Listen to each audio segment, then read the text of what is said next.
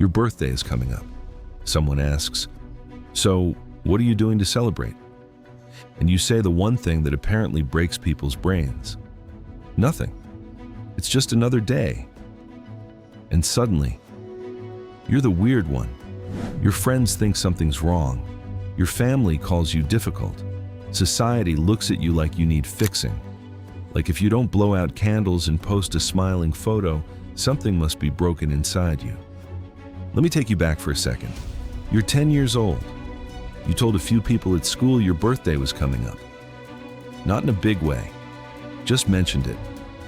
And you went to bed that night genuinely excited. Maybe tomorrow someone would make it feel special. Tomorrow came. Nothing. No surprise, no moment, just another Tuesday that happened to have a date attached to it. And you did what kids do. You smiled, said it was fine, told yourself you didn't care anyway. But something shifted that day, quietly, deep inside.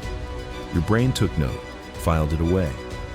And the next year, you didn't mention your birthday to anyone, not because you forgot, because somewhere in the back of your mind, you decided it was safer not to hope. That was the moment, not a dramatic breakdown, not a big fight, just a quiet decision made by a child who didn't want to feel that particular kind of invisible again. And you've been carrying that decision ever since. But what if nothing is wrong with you? What if the psychology behind skipping your birthday reveals something far darker and far deeper than anyone around you is willing to admit? Stay until point 3, because that one will make you question everything you thought you knew about yourself. Point 1. Your brain learned to stop hoping. In 1967, psychologist Martin Seligman discovered something that changed how we understand the human mind. He called it learned helplessness. Here's how it works. When someone experiences repeated disappointment with no control over the outcome, their brain eventually stops trying. Not because they're weak, because they're efficient. And birthdays? Birthdays are basically a disappointment machine. Think about it. You're young. You expect the party. You expect your friends to remember. You expect to feel special. And when none of that happens, not once, not twice, but year after year, your brain does the math. It stops predicting the reward. It stops releasing the dopamine. And eventually, you stop caring. Not because you don't want to care, because your brain decided that hoping hurts more than forgetting. So when someone says, "It's just another day," listen carefully. That sentence wasn't born from apathy. It was built from scar tissue. And the fact that they can say it calmly, that's not coldness, that's armor. Point 2. Your brain actually relives the pain every single year. Here's something that will make your skin crawl. Researchers at Johns Hopkins discovered what they call the anniversary effect.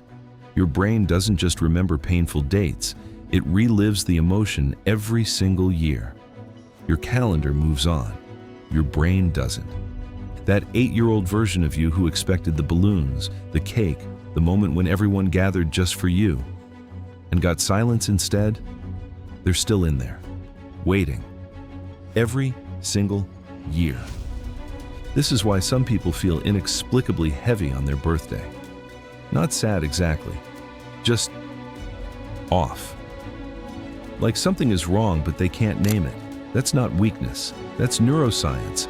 The brain files the emotion, attaches it to the date, and replays it, whether you want it to or not.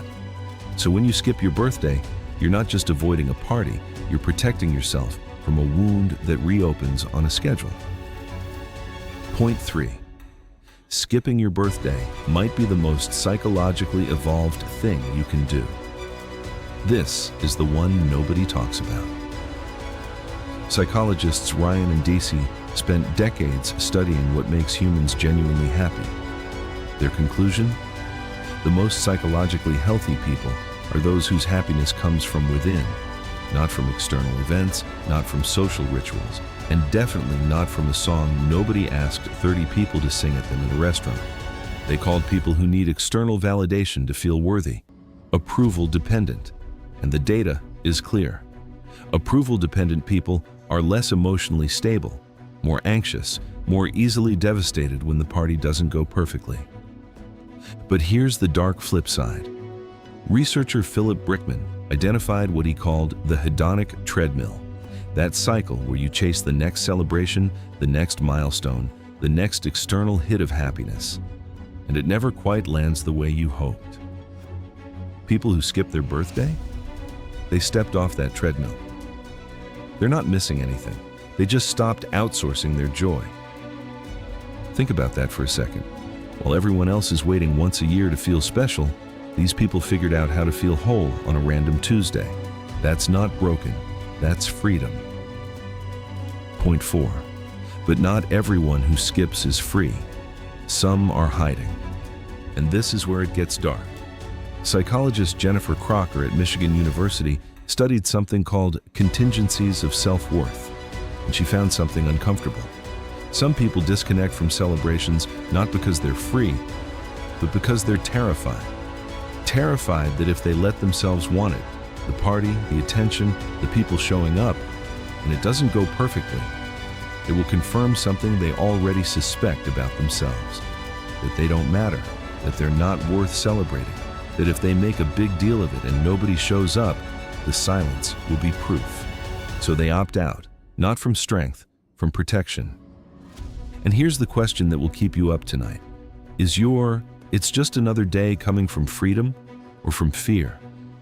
Because there's a massive difference between someone who genuinely doesn't need the party and someone who desperately wants it but won't let themselves admit it. Only you know the answer. And the fact that you're still watching this right now, that already says something. Point 5. The world made you feel wrong for this. But the world is the problem.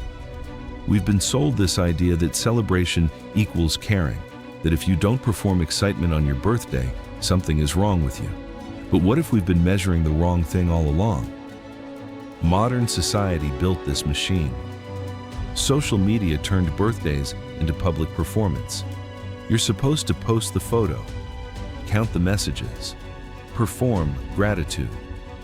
And the people who quietly opted out of the machine, who said, "I don't need a date on the calendar to feel loved," they get treated like they're broken. They're not broken.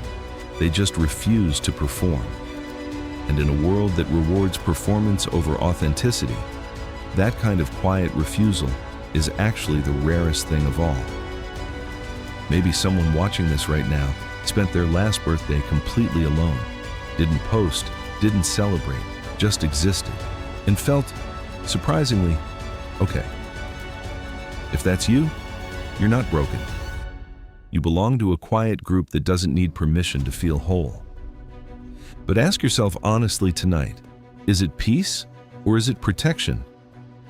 Because if it's protection, the door back to wanting things isn't weakness, it's the bravest thing you could do.